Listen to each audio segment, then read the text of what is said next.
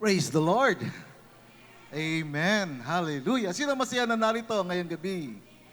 Ayan. Ngayong gabi, ito yung ating last night sa ating prayer and fasting. Purihin ang Panginoon. At sa ating prayer and fasting, we talk about revival. This is the desire that God has put in our hearts for us to experience revival, for us to be revived again. That is our prayer, that the Lord will do His mighty works in us and through us and in our church. That's why yung prayer natin, revive us, O Lord, in the midst of the years. In the midst of the years, let your works be known. In wrath, remember mercy. We talked about last night about revive us, O Lord, in Psalm 85, verse 6, that His people will rejoice in Him. Upang tayo na Kanyang bayan ay magalak sa Kanya, magkaroon ng kasiglahan ang ating paglilingkod sa Panginoon. Amen? Na tayo po ay Kanyang iangat at Kanyang pagkalooban ng matinding kagalakan. The reason why we talk about revival, kasi marami po sa atin nakararanas po tayo ng spiritual dryness. Ang iba nakaranas o naka-experience ng moral compromise. Ibig sabihin, nakipag-kompromiso na sa kasalanan. Ang iba. At ang iba naman ay malayo, para bang napakalayo nila sa Panginoon. But purihin ng Diyos, napakalapit mo sa Panginoon ngayon. Amen? Purihin ng Diyos. Hindi lamang tayo malapit sa Kanya, tayo ay isang espiritu kay Kristo. Why? Because we join with Himself. We join with the Lord. And as we join with Him, we are one spirit. Tayo isang espiritu kay Kristo. At so sa panahon ito na ang iba nakakaranas ng spiritual dryness, ang iba spiritual deprivation o yung kahungkagan, no? Para bang merong emptiness sa buhay nila. That's why revival is not just a desire. Revival is necessity.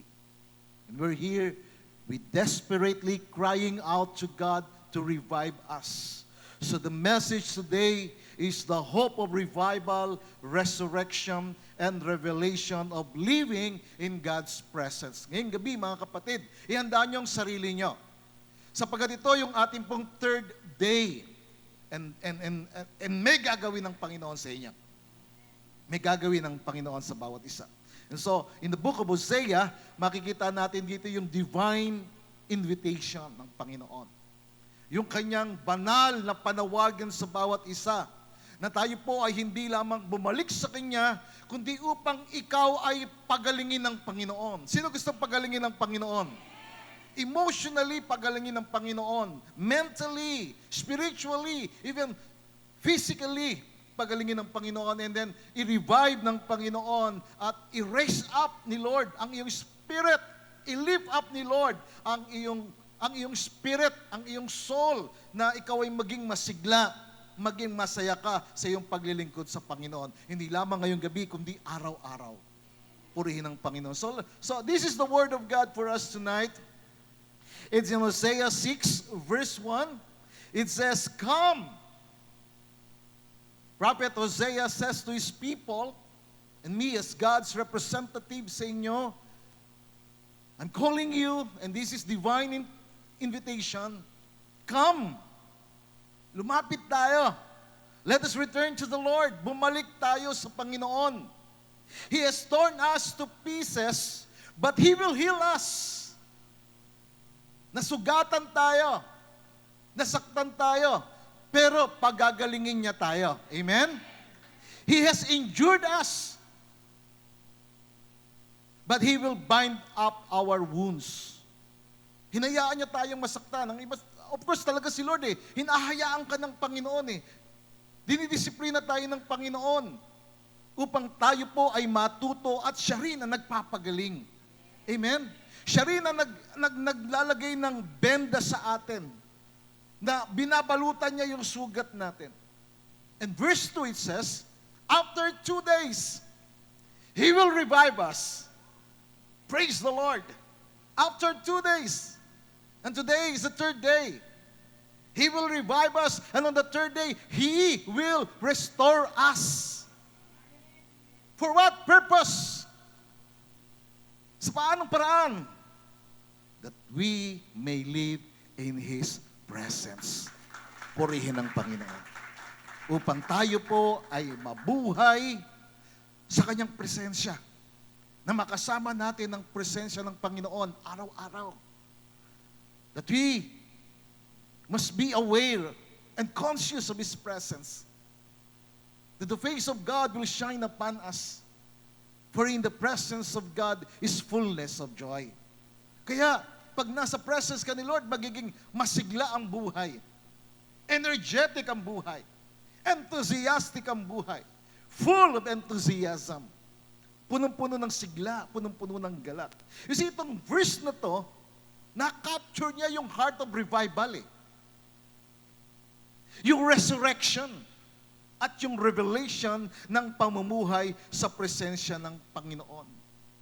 Out of the 2 verses of the scriptures, titingnan natin yung foundation of true revival. Yung saligan, yung pundasyon, matibay na saligan ng revival, ng pagkilos ng Panginoon. Pag-usapan natin yung foundation. The true foundations of true revival. So what are the foundations of true revival based on that verse? So Hosea 6 verse 1 and 2. First, the principle of repentance. Sa ating prayer and fasting, lagi natin sinasabi yung repentance, yung pagsisisi. Ibig sabihin, kinakailangan ikaw ay magsisi, kinakailangan ikaw ay magpakumbaba, kinakailangan ikaw ay umiyak sa Panginoon na talikuran ng kasalanan. You see, the principle of repentance refers to the foundational truth and divine law that governs how a person turns away from sin and returns to God. So itong principle ng repentance ay tumutukoy sa isang pundasyon ng katotohanan ng banal na utos ng Panginoon na siyang mamamahala o magsasabi o magbibigay ng instruction sa isang tao kung paano siya dapat magsisi sa kanyang kasalanan at bumalik sa Panginoon in God's way. Sa paraan ng Diyos. Maintindihan natin yung principle. It is a spiritual principle that enables restoration, transformation, and right relationship with God. Ito po ay nagbibigay ng spiritual na pagkaunawa na magbigay po sa atin ng totoong pagpapanumbalik at pagbabago ng buhay at pagkakaroon ng tamang relasyon sa Panginoon. Mga kapatid, may gagawin ng Diyos ngayong gabi. And I believe that because we are on the 3rd day of our prayer and fasting. It says in Hosea 6 verse 1, it says, "Come and let us return to the Lord, for He has torn, but He will heal us." Hinayaan Kanya na masugatan ka, hinayaan Niya na masaktan ka, pero ikaw ay Kanyang pagagalingin. Hinayaan Kanya na ikaw ay madisiplina, ikaw ay mahagupit, pero ikaw ay Kanyang tatalian, ikaw ay Kanyang bebendahan. Ibig sabihin, ikaw ay Kanyang pagagalingin. Now, the word return in that verse in Hebrew is shub, na ang ibig sabihin, to repent and change your direction. When the Bible says, let us return to the Lord, bumalik tayo sa Panginoon. Ang sinasabi ng pagbabalik sa Panginoon, ibig sabihin kinakailangan talikuran mo yung kasalanan, iwanan mo ang kasalanan at pumaroon ka sa Panginoon. Sa repentance, meron kang iniiwanan at meron kang pinupuntahan. Iniiwanan mo yung kasalanan, iniiwanan mo yung pagsuway, iniiwanan mo yung pagre-rebelde, yung pagmamatigas, iniiwanan mo yung pride, at ikaw ay nagpapakumbaba sa Panginoon at lumalapit ka sa Diyos at tumingi ka sa Kanya ng awat habag. Amen? Yun ang ibig sabihin ng repentance. That is the principle of repentance, to return to the Lord. Balik tayo sa Panginoon. Kaya ito yung lagi natin tinutukoy sa prayer and fasting. Para ang panalangin mo pakinggan ng Diyos, para ikaw ay pagpalain ng Diyos at kaluguran ka ng Panginoon. Kinakailangan na ang kasalanan, ang pagmamalaki, ang pagmamataas, ang pride ay kailangang iwanan at magpakumbaba sa Panginoon. Amen? Yun yung repentance. to turn away from sin, to change your direction to God. You see, repentance is change of direction. It refers to turning away from sin and returning to God. Mula sa kasalanan, tungo sa katuwiran. Mula sa pagsuway, tungo sa pagsunod. Mula sa pagmamataas, tungo sa pagpapakumbaba.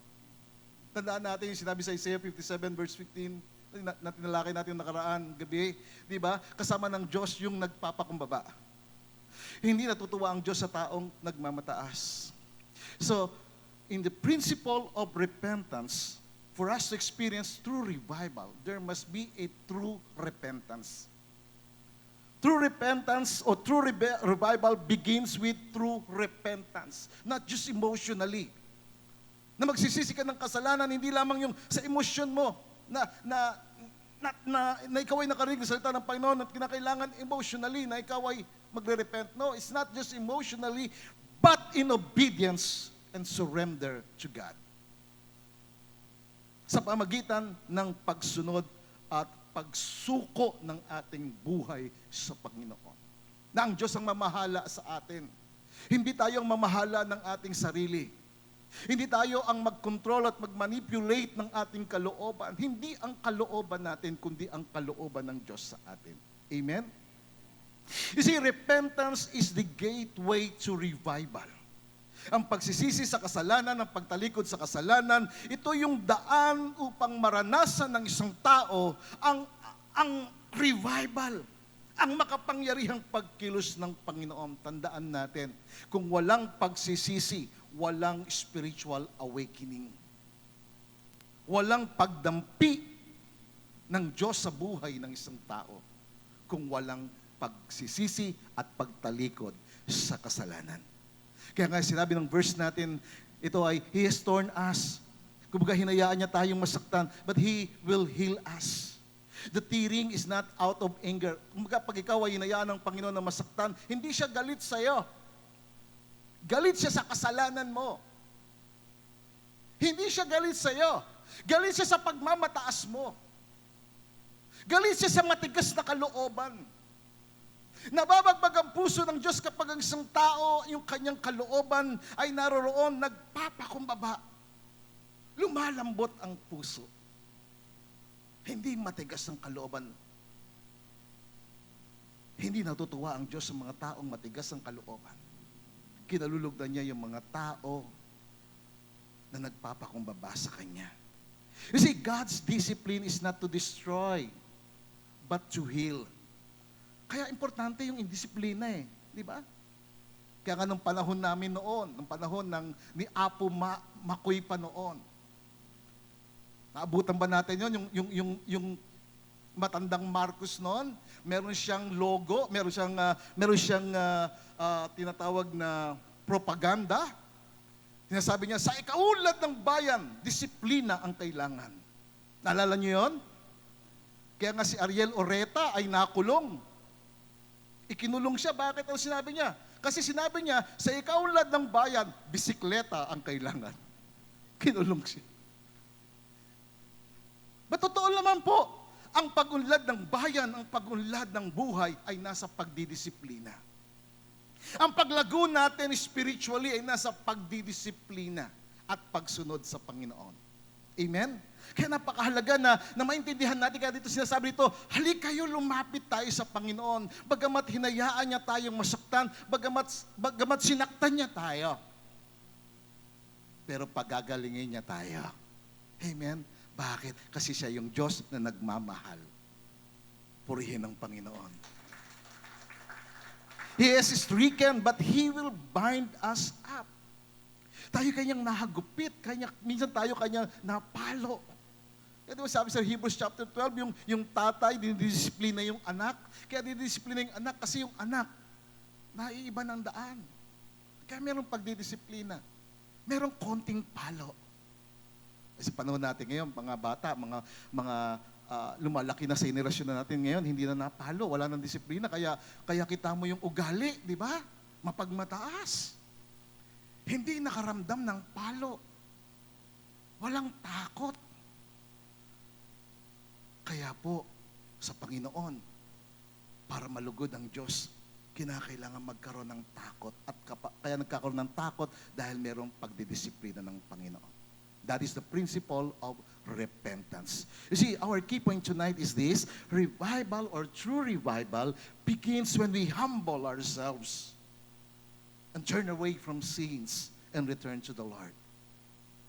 That is the first foundation, the principle of repentance. Second, the promise of revival, ang pangako ng pagbuhay, ang pangako ng makapangyarihang pagkilos ng Panginoon. It says in Hosea chapter 6 verse 2, first sentence, after 2 days, He will revive us. You see, in this verse, makikita natin dito yung matinding declaration na sinabi, after 2 days. You see, 2 days is symbolic. In biblical language, it speaks of a short but defined season of discipline or waiting. Kaya yung 2 days na ito, talagang sa lingwahe ng Biblia, ito'y nangungusap ng maiksi na panahon. Pero ito po ay panahon ng pagdidisiplina. Panahon ng paghihintay. It represents a period of temporary pain that precedes revival. Kaya sinabing after 2 days, pagkatapos sa 2 araw, He will revive us. Kaya nga yung prayer and fasting natin di ba? Ang hirap Talagang hirap na disiplinahin mong sarili mo. Pag nakakita ka ng masarap na pagkain, gusto mo kainin na lahat Pero may pangako ka Di ba? May promise ka Ang promise mo, gulay lang ako. Prutas lang ako. Pagkatapos naman yan, magbe-benefit naman yung katawan. Di ba? Amen po? Kaya pa ninyo? Purihin ang Panginoon. Temporary pain. Now, the word revive in that verse, in Hosea 6:2, the word revive, na lagi natin sinasabi is kaya, meaning to bring back to life, may balik sa buhay, ma-restore yung buhay, to bring back vitality. Ano ibig sabihin nun? Na may balik yung vitality. Ibig sabihin, may balik yung sigla sa paglilingkod. Na kapag ka nandiyan ka na, papunta ka na sa church, excited ka. Na kapag ikaw ay magbabasa ng Biblia, excited ka. You have that enthusiasm, meron kang sigla, meron kang pananabik sa presensya ng Panginoon. Amen? Na pagpupunta ka ng church, Sunday morning, worship service, maaga ka. Kasi masigla ka, nirevive ka ng Panginoon. Amen? Yung mga nalilate, hindi sila nakaranas ng revival. After 2 days, mga kapatid, there's revival. God will revive you for you to be excited. Ma-excite ka. Magalak ka. Kaya ang pagmamahal sa Diyos ay matindi. No? Pag in love ka sa Panginoon, talagang ang makikita mo lagi ay masasaya at mabubuting bagay. Diba? Kung ikaw nga na-in love ka sa mister mo, o kaya yung iba na-in love sa misis nila, o yung iba na-in love sa boyfriend nila, di ba wala kang nakikitang iba kundi yung kung sino lamang yung iyong minamahal. Di ba? Hahamakin ang lahat. Makita ka lamang. Maranasan ang iyong presensya. Di ba? Ganun Di ba? Pag in love ka Kaya pag in love ka kay Lord, talagang si Lord ang nakikita mo lagi. Si Lord ang focus mo, aware ka sa Kanya. At kapag kami nagagawa kang hindi tama, merong conviction ng Holy Spirit. And so, it means, to revive means to bring back to vitality. Mabalik muli yung sigla, mabalik muli yung kagalakan. You see, revival is God breathing fresh life into what has become dry or spiritually dead. So sa revival, kumbaga ang Panginoon, hinihingahan Kanya Binibigyan Kanya ng buhay Kaya nga nang dumating ang Holy Spirit doon sa Acts chapter 2, like a sound of a rushing mighty wind, nagbigay ng buhay. Nagbigay ng sigla sa mga namatay na spiritually sa mga natuyo ang pananampalataya dahil sa nangyari. You see, revival is a restoration of spiritual passion, purity, and power. Pagpapanumbalik ang revival ng iyong maalab na pagmamahal sa Diyos, ng malinis at matuwid na pamumuhay, ng kapangyarihan sa paninindigan sa totoo at tama na kinalulugdan ng Panginoon. It is the time when the presence of God becomes tangible. Revival is the moment when you can feel the presence of God tangibly. Pwede mong maramdaman parang alapit ng Diyos. Hindi siya malayo. Na parang ang puso mo nag-aalap. Remember yung dalawang alagad na on the road to Emmaus, nakarinig sila ng salita. Kasama nila ang presence ni Lord, pero hindi nila ma-recognize ang Panginoon. But something inside of them is burning. Why? Because of the presence of God. You see, merong seasons of failure, dryness, and of course, deadness. But God desires to revive His people if we return to Him in humility and repentance. Kumbaga, kung yung buhay, ang iyong pamilya, ang iyong career, maybe yung business mo talagang andap-andap, sisingap-singap, maging ang church, nakakaranas ng dryness, nakakaranas ng paghihingalo spiritually. You see, there is a promise He will revive us. Amen? Can we give God that praise? This is the foundation of true revival. First, the principle of repentance. Importante mga kapatid, lagi yung pagsisisi. Importante yung pagtalikod sa kasalanan. Importante yung pagpapakumbaba sa Panginoon. Second, there is a promise for that. The promise of revival. And third, the power of resurrection. Hosea 6 verse 2, second sentence, it says, on the third day, take note of that, on the third day, He will raise us up. Kasama ka doon, pakatabi mo sa kanya, kasama ka dyan. Kasama ka. He will raise us up. In other words, He will lift you up. Iaangat ka ng Panginoon. Itataas ka ng Panginoon. Makakaranas ka ng tinatawag na restoration of pag-angat ng buhay. That is in the New King James Version. In the NIV version, it says, on the third day, He will restore us. Sa ikatlong araw, ibabalik niya tayo. Ililift up niya tayo, iaangat niya tayo, ire-resurrect niya tayo. Bubuhayin ka niya. You see, the third day in Scripture is very significant.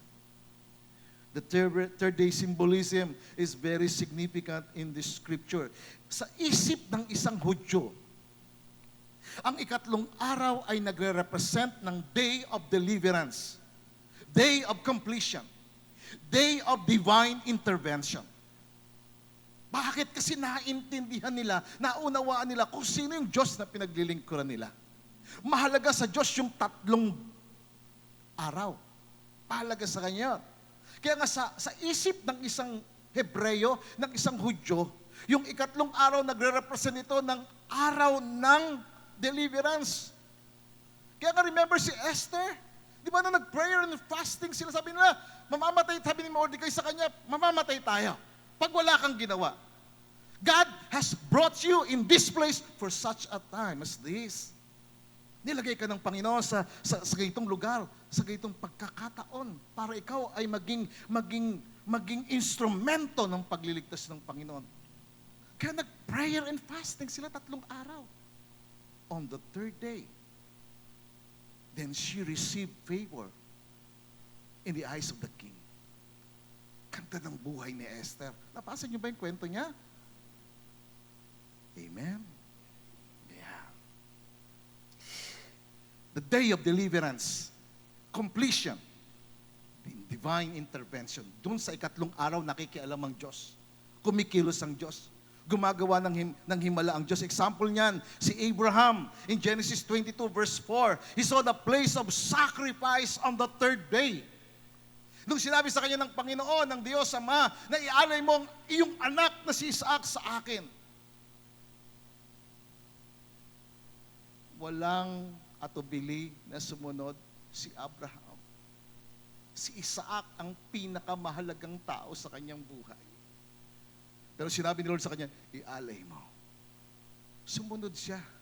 And on the third day, he saw the place of sacrifice. At doon niya inialay si Isaac.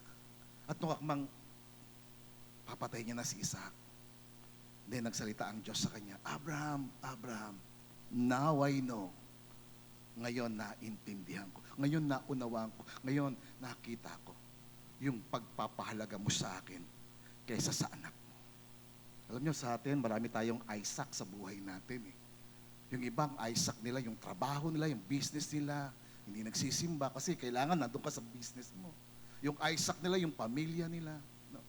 Tandaan natin, ang una sa lahat ay ang Panginoon. He is before all things. And that is why we must give Him all the glory and honor before all things. Amen? Siya ang nagbigay ng pamilya sa atin. Siya ang nagbigay sa atin ng buhay. Siya ang nagbigay sa kung ano man meron tayo. And therefore, dapat una siya. Kaya ang Bible may sinasabi, seek first the kingdom of God. Unahin mo ang paghahari ng Diyos. So another example is in Exodus 19 verse 11. God came down on Mount Sinai on the third day. Wow! Noong ikatlong araw, ang Diyos nagsabi sa kanila, ihanda nyo sarili nyo sapagkat sa ikatlong araw, bababa ako. At bumaba yung presence ng Panginoon doon sa Mount Sinai. At yung Mount Sinai na-shake because of the very presence of God. Very powerful yung presence ni Lord nung bumaba siya on that third day. They experienced the power of God.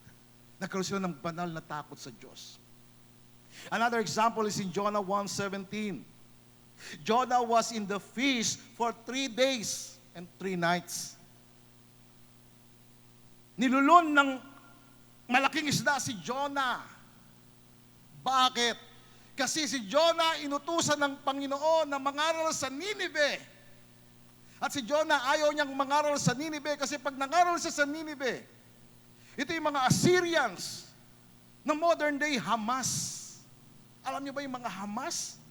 Mga terorista. Sila yung mga matindi na sinusunog ang bata. Binabayoneta ang sanggol. Nire-rape yung mga kababaihan. Pinupugutan ng ulo yung mga kalalakihan. Ganon sila kasama. Kaya si Jonah ayaw niyang mangaral sa Nineveh. Kasi pag nangaral siya, magsisisi sila ng kasalanan nila. Kaya tumakas si Jonah. Sumakay sa barko papuntang ibang lugar. At yung barko na papunta sa ibang lugar, ginulo ni Lord. Hindi ka po pwedeng pumunta ng ibang lugar at hindi ka po pwedeng sumuway sa aking kalooban. Kaya nga nung dumaan ng malakas na alon, dumaan ng malakas na hangin, at malakas na ulan. At sabi ng kapitan ng barko, manalangin na kayo sa Diyos nyo, sapagkat lulubog na ang barko. Si Jonah nandun sa ilalim, natutulog. Sabi ng kapitan ng barko sa kanya, ba't natutulog ka dyan? Ako ang dahilan kung bakit mayroong bagyo. Dahil sumuway ako sa Diyos. Natakot yung kapitan. Kaya inihagi siya doon sa tubig. At nung inihagi siya doon sa tubig, humupa ang bagyo. Kinuha siya ng isda. Kinain siya. 3 days and 3 nights. Yung malaking isda na yun, acidic yun. Kaya natunaw si Jonah, natunaw siya. Kaya nung siya pumunta doon sa Nineveh, nangaral siya. Sabi niya, 40 days from now, gugunawin ng Diyos ang Nineveh. Natakot yung mga tao, nagsisi sila. Kasi nakita nila si Jonah na hupos, parang kandila na, nakakita kandila na hupos na. No, wala, ano na siya eh. Nasaid na eh. May buto-buto na. Kaya naniwala sila. 3 days and 3 nights. And on the third day, pinalaya siya ng Panginoon. At doon siya nangaral. That's the power of the third day. Remember the Lord Jesus? Jesus rose on the third day, conquering sin, death, and the grave in 1 Corinthians 15, verse 4. You see, the third day represents resurrection. Jesus was resurrected on the third day. Third day symbolized restoration and new beginnings. Bagong pagpapasimula. So dito makikita natin yung progression sa Hosea chapter 6 verse 2. The day 1 is repentance through brokenness. Day 2, revival. Kaya nga, yung unang araw din natin, talagang ini-emphasize natin, magsisi ka ng kasalanan. Maaring may nagawa ka, maaring meron kang naisip, na akala mo okay lang sa'yo, pero kay Lord hindi okay. That's why we need to repent. Day 2, promise of revival. Revival to manifest. Day 3, this is our day. Resurrection power. Amen? Do you believe that? Resurrection. Our third day is resurrection, restoration, and new beginnings for us. This is not just a physical resurrection, but spiritual awakening. It is about being raised from sin, despair, and complacency into a life of purpose and power. Ito yon. Ito yung nais ng Panginoon na makita at mangyari sa iyo. Na maiangat ka, that you will be raised up from the power of sin, from despair, from stress, from complacency. Na ikaw ay mabuhay na mayroong purpose. Mabuhay ka sa kapangyarihan ng Panginoon. Now the word raise us in Hebrew is kum, hindi kung, kundi kum, meaning to stand up, to be established, to be restored and resurrected. That is the meaning of the word. On the third day, He will raise us up. God will lift you up. God will restore you. Ibabalik ka ng Panginoon sa mas magandang kalagayan. Amen? Can you give God the praise? Full restoration, full blessing, fullness of strength after brokenness, after pain. You see, this phrase intensifies the promise of revival. Not only will God restore spiritual life, but He will raise His people. I-raise up niya ang kanyang bayan, ang kanyang mga anak, palalakasin, for you to be stable, for you to experience stability and renewed purpose. You see, to raise us up is not just for the future. Hindi ito yung future na mangyayari. Of course, mangyayari sa future. Pero it begins now. Na-raise up ka ng Panginoon, magsimula sa puso mo, magsimula sa kalooban mo, na ikaw ay buhayin ng Panginoon. Ikaw ay palakasin ng Panginoon. Ikaw ay pasiglahin ng Panginoon. Ikaw ay makaranas na makapangyarihang pagkilos ng Panginoon. Amen? You see, God can raise dead people. Kayang bumuhay ng Diyos ng mga patay na tao. Kahit na patay na relasyon. Kahit na patay na mga ugnayan.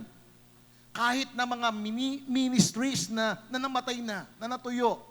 Kayang buhayin ng Panginoon. Kahit na yung panawagan sa iyo na parang nawala na. Kahit na yung pinangarap mo, yung pangarap mo, na nawala na o nakalimutan na, kayang ibalik ng Diyos. Amen? Kayang buhayin ng Diyos. Kayang pag-alabin ng Diyos. Maging ang iglesia na nanlalamig. Maging yung mga taong lamig ang kanilang ugnayan o lamig ang kanilang pananampalataya. God can raise you up. Amen? Do you believe that? If God raised Jesus from the dead, God can raise you up. Romans 8 verse 11, it says, if the spirit of Him who raised Jesus from the dead dwells in you, kung ang espiritu na siyang bumuhay kay Kristo mula sa mga patay, nananahan sa inyo, nananahan sa iyo, nasa iyo, Siya na bumuhay kay Kristo mula sa mga patay, siya ang magbibigay sa iyo ng buhay. He will revive you. He will strengthen you. He will restore you. He will give the life of God in you. That is the Zoe life, the life of Christ. He will raise you up. This is the foundation of true revival. First is the principle of repentance. Second is the promise of revival. Third is the power of resurrection. The power of raising you up. The power of lifting you up. Naiangat ka ng Panginoon. Remember, promotion does not come from the east or from the west. Promotion comes from the Lord. Exaltation comes from the Lord. Can we give God the praise? Amen. Ang Diyos ang nagpapaangat. Ang Diyos ang nagpapala. But first of all, evaluate yourself. Huwag mong isisi sa ibang tao ang nangyayari sa iyo. Huwag mong isisi sa ibang tao ang sitwasyon mo. Isisi mo, tingnan mo yung sarili mo. Hindi natin problema ang ibang tao. Hindi natin problema yung sitwasyon. Ang problema ay kung paano mo hinaharap ang bawat nangyayari sa iyo. Kung paano ka nagiging proactive instead na madali kang mag-react. Ang iba kasi reactive. We need to be proactive. Sa nangyayari sa akin, bakit nangyayari ito? Marahil hindi ayos yung relasyon ko sa Panginoon, kaya hindi maayos ang relasyon ko sa aking kapwa. Marahil hindi maayos ang relasyon ko sa Panginoon, kaya hindi maayos ang relasyon ko sa aking pamilya. Kung maayos ang iyong relasyon sa Panginoon, magiging maayos ang relasyon mo sa lahat ng tao. Amen? Purihin ang Panginoon. And last is the purpose. Ayan. Yung layunin ng revival. Ano ba yung layunin ng revival? Ano ba yung purpose natin why we fast and pray? Ano ba yung purpose natin why we serve God? Our purpose and God's purpose for us is this, Hosea 6 verse 2, third sentence, that we may live in His presence. Amen? Pwede ba natin palapakan ng Panginoon? Yung purpose ng Panginoon sa atin, mabuhay tayo sa Kanyang presensya. Remember si Adam and Eve, nang wala sila sa presence ni Lord. Ang pinakamalungkot na tao si Cain. Cain departed from the presence of the Lord. Mga kapatid, malungkot ang buhay ng isang tao na wala sa presensya ng Diyos. Malungkot ang buhay ng isang tao na wala siya kay Kristo. Kasi si Kristo ang kapuspusan ng lahat na meron ang Diyos. Jesus Christ is the fullness of everything that God has. Si Yesu Kristo, yung presensya niya, pinakamahalaga. This is the purpose of revival. Kaya ang Panginoon nakikialam. At gusto ko ang Panginoon makialam sa aking buhay. Pakialaman niya ako. Kasi kung ako makikialam sa sarili kong buhay, talo ako, bigo ako, sayang ang buhay pag tayo ang nasusunod. Pero kapag ang Diyos ang nasusunod, panalo ang buhay. Matagumpay ang buhay. Pinagpala ang buhay. Hallelujah! This is the goal of revival, that we may live in His presence, not just to be excited, not to be emotionally excited, not just emotional experiences, but experience the very presence of God. This is the purpose. Kaya sabi ni Hosea, come, halik kayo, lapit kayo. Lapit tayo sa Panginoon. Oo, nasaktan tayo. Oo, nasugatan tayo. Oo, nahagupit tayo. Pero siya rin ang magpapagaling. Siya rin ang magtatali ng iyong sugat.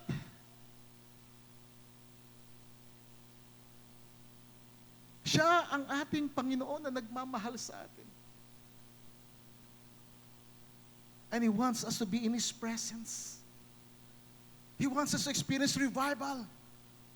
He wants us to experience restoration. He wants us to experience resurrection. Mga kapatid, napakatindi ng resurrection power. When Jesus said, I am the resurrection and the life.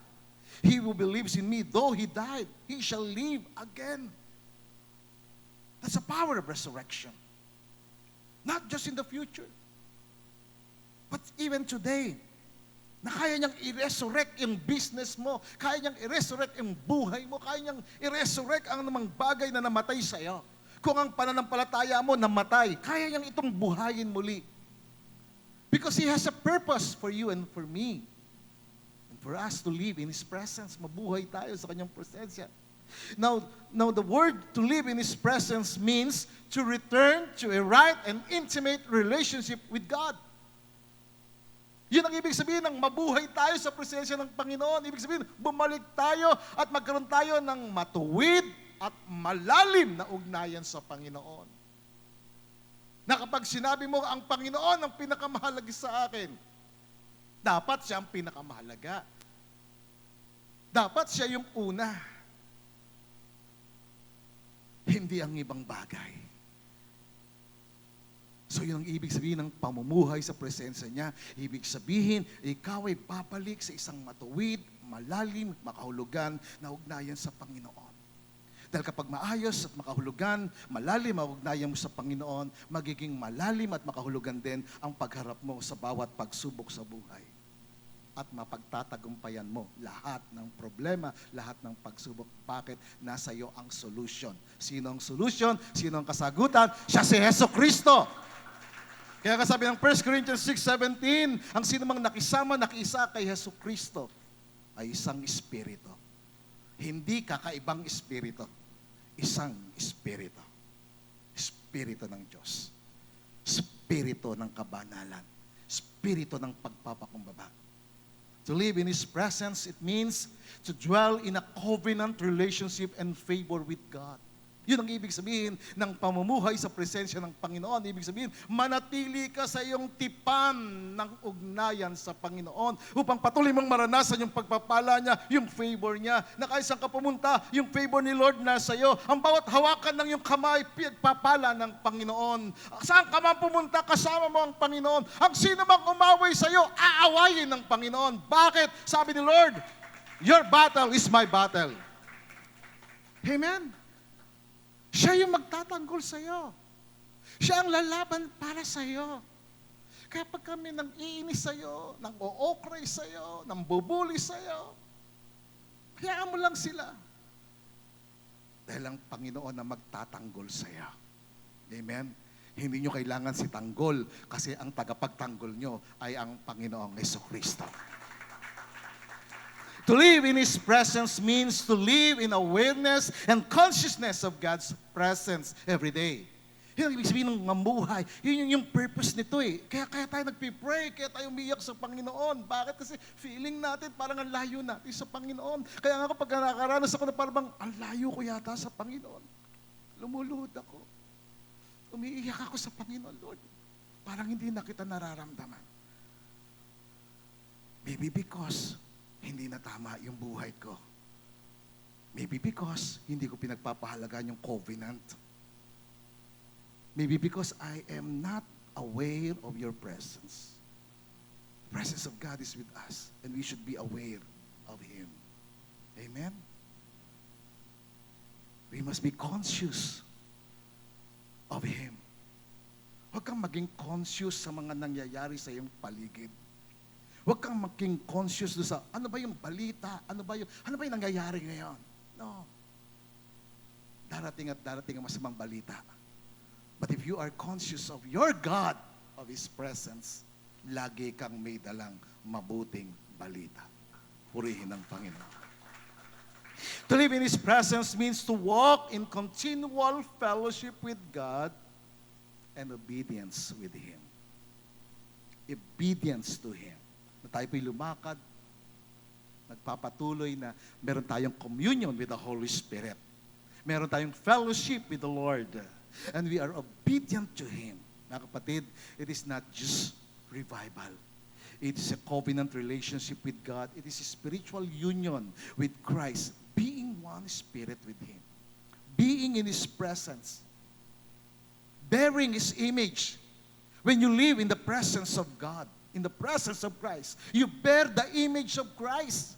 Remember in Acts chapter 4, verse 13, when they recognized the boldness, the bravery of Peter and John, then they realized that they had been with Jesus.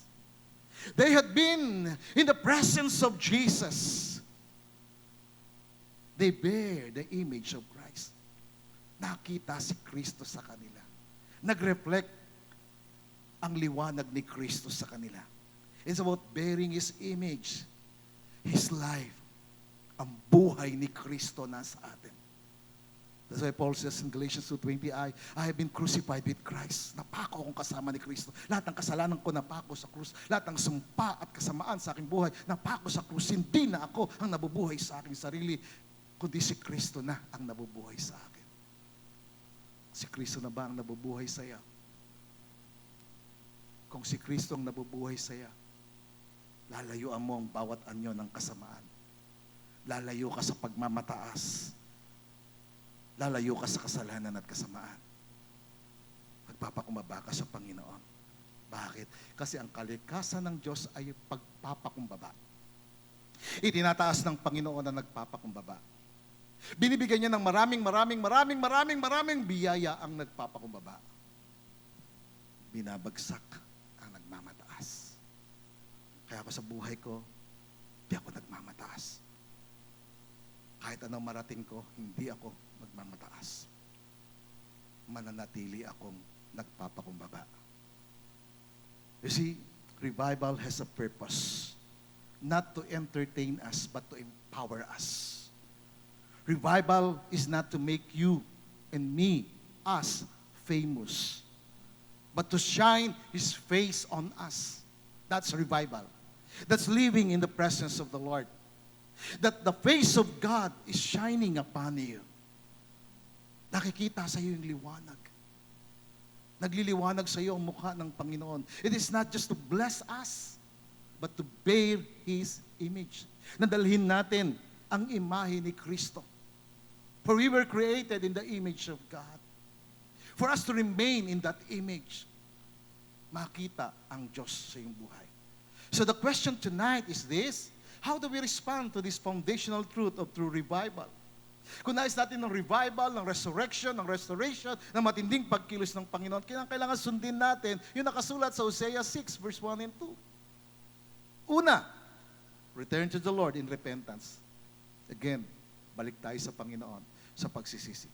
Revival begins with brokenness and humility. Tandaan natin ito. It says in Hosea 6:1, come, let us return to God. Balik tayo sa Panginoon. Pangalawa, receive His healing of restoration. Tanggapin mo yung kanyang pagpapagaling at ang kanyang pagpapanumbalik sa iyo. Huwag kang lumayo sa Diyos. Huwag tayong lumayo sa Diyos. Sa panahon ng 39 na paglilingkod ko sa Panginoon. Remember? Parang kailan lang. Batang-bata ako. Sariwa. Ngayon, ang spiritual life ko na lang ang sariwa. Purihin ang Panginoon. Ang espiritu ko na lamang ang sariwa. Noon, pati yung aking flesh, sariwang-sariwa. Napagkakamalan nga akong si Albert Martinez noon. Tapos nagkaedad ng konti, naging kamukha na ni Bong Revilla. Pero ngayon, ibang Bong na. But purihin ng Panginoon, we need to receive His healing of restoration. Let Him heal what sin has torn. Hayaan natin pagalingin ng Panginoon kung ano yung sinira ng kasalanan sa ating buhay. Huwag tayo magtago sa presensya ng Panginoon. Lumapit tayo sa Kanya, tanggapin natin yung Kanyang pagpapala at Kanyang pagpapagaling. At pangatlo, remain in His presence with a renewed purpose. Manatili tayo sa Kanyang presensya. Abide in Jesus. Jesus said, abide in me and I in you. When you abide in me and I in you, then you will bear much fruit. Magbubunga. You see, the goal of revival is deeper intimacy. Lalo tayo maging malapit sa Panginoon. Manatili tayo sa salita ng Panginoon. Manatili tayo sa panalangin. Suportahan natin lagi yung prayer and fasting. Mga kapatid, Bawat buwan. Maging tradition natin ito, maging kultura ng church na to ang prayer and fasting. Bagamat mahirap, pero gawin natin. Actually, sa inyo nga, 3 araw lang eh. Ako naman, sa matindi, mahaba. 7 days, 21 days, even 40 days. But I'm not boasting for that. It is the grace of God. I'm here because of the grace of God. I'm here because of the mercy of the Lord. Habag ako ng Panginoon. Amen? Pakisabi sa katabi mo, habag tayo ng Panginoon. Biyaya tayo ng Diyos. I'm here because of the grace of God. You see, yung Hosea 6 verse 2 is more than just a poetic verse. It is a prophetic promise of what God desires for us. God revives the dry. God raises the dead. God restores His relationship with us. God reveals His presence with us. Can we give God that praise? Hindi lamang ito sulat sa lumang tipan. It is personal promise of God for the believers. This is God's heart. Ito ang puso ng Panginoon. Puso ng Panginoon ito, mga kapatid, na maintindihan natin yung principle ng pagsisisi. Prinsipyo ng pagtalikod sa kasalanan. The promise of revival, the power of resurrection. Last, I have this question for you. Are you dry? Ikaw ba'y natutuyo na? Ikaw ba'y nasugatan? Are you wounded? Mentally, emotionally? Sugatan ka ba? Are you spiritually weary? Napagod ka na ba? Hosea 6 verse 2 is God's word of promise to you. After 2 days, He will revive you. On the 3rd day, He will raise you up. Amen?